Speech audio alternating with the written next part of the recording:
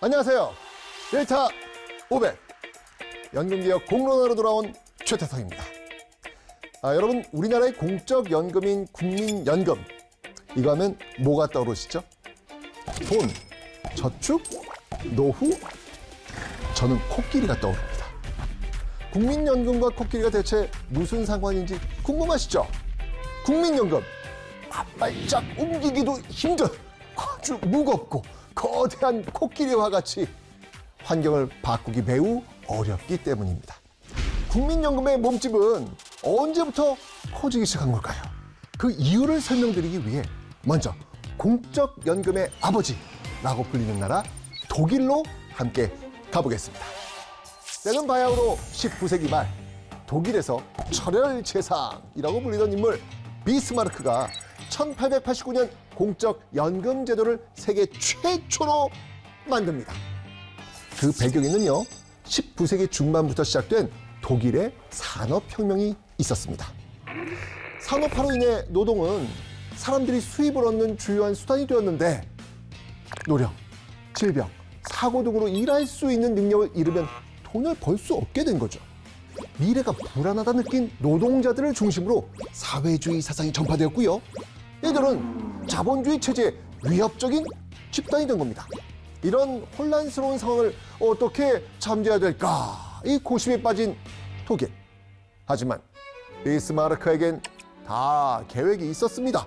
당시에는 국가가 공적으로 운영하는 사회보험제도가 없었는데요. 나라가 관리하고 노동자 전체가 이용할 수 있는 공적 연금 제도를 구상한 겁니다. 이후 전 국민으로까지 확대가 되죠. 연금하면 바로 떠오르는 개념은 노인 등 일을 하지 못하는 사람들에게 돈을 준다, 이겁니다. 이들에게는 참 좋은 제도인데 하늘에서 뭐 돈이 떨어지는 것도 아니고 이 돈 어디서 마련했을까요? 바로 젊은 세대인 노동자들과 기업에 은퇴한 사람들에게 줄 돈을 지금 돈 벌고 있는 여러분이 조금씩 내주세요 라고 했겠죠. 그런데 젊은 세대는 당연히 내가 열심히 해서 번 돈인데 내가 왜 내야 해? 라고 반발할 텐데, 이때 비스마르크 어떻게 했을까요? 여기서 바로 우리가 알고 있는 국민연금의 원리가 적용이 됩니다. 당신들도 언젠가 은퇴할 거 아닙니까? 나중에 은퇴하면 그때 일하고 있는 젊은 세대가 낸 돈으로 여러분도 연금을 받을 겁니다 라고 설득을 한 거죠. 자, 이렇게 세대 간 연대를 끌어내서 탄생한 공적 연금 제도. 참 좋은 제도인 만큼 나라마다 각자의 상황에 맞춰 조금씩 변형시켜 전 세계로 뻗어나갔는데요. 사람도 살아가면서 굴곡이 있듯 연금 제도도 130년의 세월 동안 산전수전을 겪고 있습니다. 세계 곳곳에서 시대에 발맞춰 제도를 손보자는 목소리가 끊임없이 나오고 있는 거죠. 그런데 개혁안이 모두의 동의를 얻기는 매우 어렵습니다. 그래서 개혁안에 반대하는 시위도 종종 일어나곤 합니다. 최근 프랑스에서도 연금 수급 개시 연령을 연장하겠다라는 개혁안에 반대하는 그 시민들의 시위가 몇 개월에 걸쳐 일어났는데, 이때 파리의 상징이라고 할 수 있는 에펠탑, 그 에펠탑 관람 중단되기도 했고요. 마크롱 대통령의 지지율이 막 급락할 정도였다고 합니다. 그만큼 공적 연금이 우리의 삶에 매우 밀접하고 중요한 존재라는 거겠죠. 안정적인 노후 생활 보장과 재정적 지속 가능성, 두 개의 밧줄 중 어느 하나도 놓치면 안 되는 연금 개혁. 우리 대한민국의 국민연금도 상황이 비슷하죠. 연금 개혁에 온 국민의 관심이 집중되어 있는 상황입니다. 그렇다면 우리나라 연금 역사도 한번 살펴볼까요? 자, 때는 바야흐로 1960년대.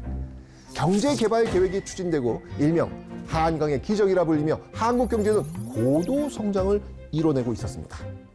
그리고 이 시기에 국민연금에 대한 논의도 시작이 되었죠.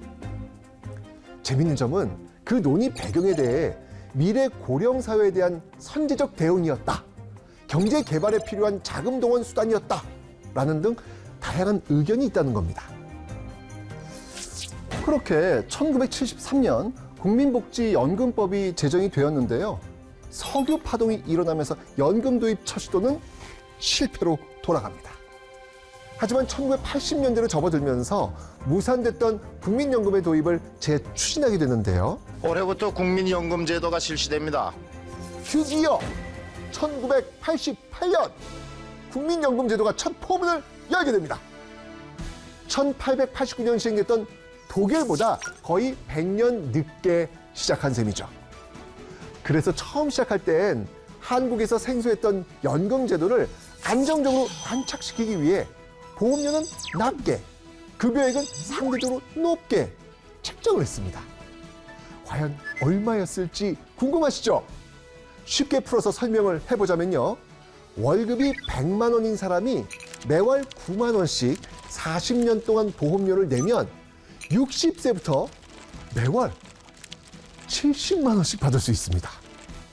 게다가 시행 직후 10년간은 보험료도 더 낮게 책정을 했대요. 처음 5년은 100만 원 중 3만 원씩, 그 다음 5년은 100만 원 중 6만 원씩 이렇게요. 물론 처음엔 10인 이상 사업장의 직장 근로자 이렇게 가입할 수 있는 사람이 적었지만 빠르게 확대해 나갔고요. 1999년 지역 가입자까지 확대가 되면서 대다수 국민의 연금 가입이 가능해집니다. 우여곡절을 겪었던 전국민연금제가 오늘부터 시작됩니다. 다른 나라들보다 100년 늦게 시작했는데도 11년 만에 빠르게 체계를 완성한 겁니다. 물론 완성이라고 하긴 아직 이른데, 왜냐하면 인구 고령화, 저출생으로 연금을 내는 사람은 점점 적어지고 받는 사람은 점점 많아지고 있잖아요. 그럼 지금의 연금 제도를 그대로 유지하기가 힘들거든요. 그래서 국민의 노후를 안정적으로 보장하기 위해 연금 제도를 조금씩 고쳐 나가기 시작합니다. 가장 대표적인 건 1998년, 2007년에 진행됐던 연금개혁. 1차, 2차 연금개혁을 통해 기금 소진 시점을 늦출 수 있었습니다. 하지만 그 후로도 재정 안정과 노후 보장에 대한 우리의 목소리는 계속되고 있는데요. 그래서 지금도 국민의 안정적인 노후를 위해 연금을 어떻게 지속할 수 있을지 끊임없이 고민하고 있습니다.